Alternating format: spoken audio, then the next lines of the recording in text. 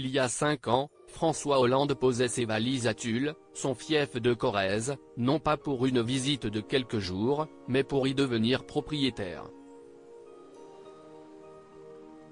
En effet, l'ancien président de la République et ex-compagnon de Ségolène Royal est tombé sous le charme d'une belle maison de maître du XIXe siècle. Après de nombreuses recherches et de longs appels, j'ai pu trouver la maison qui correspondait à mes vœux, avait-il fait savoir dans les colonnes du quotidien local La Montagne. Des retrouvailles, pour l'ex-chef de l'État, qui possédait déjà un historique avec cette demeure de 800 mètres carrés, c'est un étrange paradoxe, parce que, cette maison, quand j'étais président du Conseil général, je l'avais vendue, avait-il glissé dans le même entretien. Mais de quoi a l'air ce nid douillet corrézien, que François Hollande s'est offert pour ses séjours hors de Paris, et pour marquer son lien à la ville de Tulle, dont il a été maire durant 7 ans.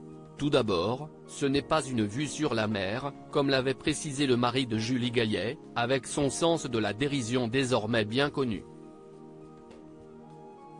D'une belle superficie, la bâtisse construite à la Belle Époque, trône sur les hauteurs de ville, au cœur d'un parc de 3,000 mètres carrés.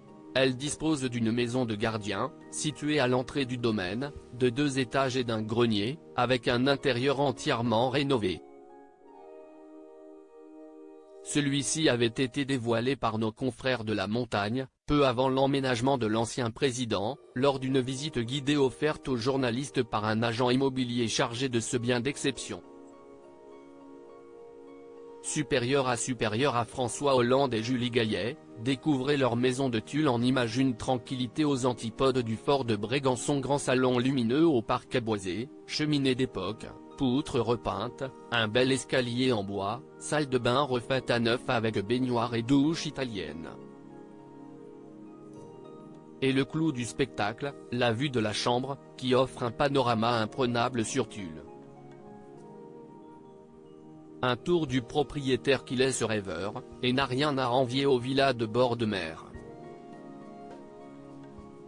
D'ailleurs, le prédécesseur d'Emmanuel Macron s'est récemment laissé aller à quelques confidences sur son mandat, et notamment sur le souvenir mitigé qu'il garde du fort de Brégançon, lieu de villégiature présidentielle qu'affectionnent particulièrement les époux Macron.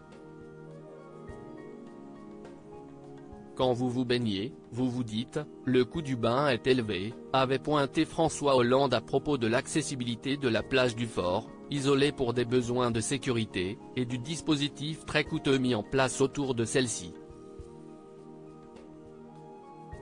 Un manque d'intimité que l'homme politique ne semble pas regretter. Article écrit en collaboration avec 6 médias. Crédit photo, Coadic Guirec.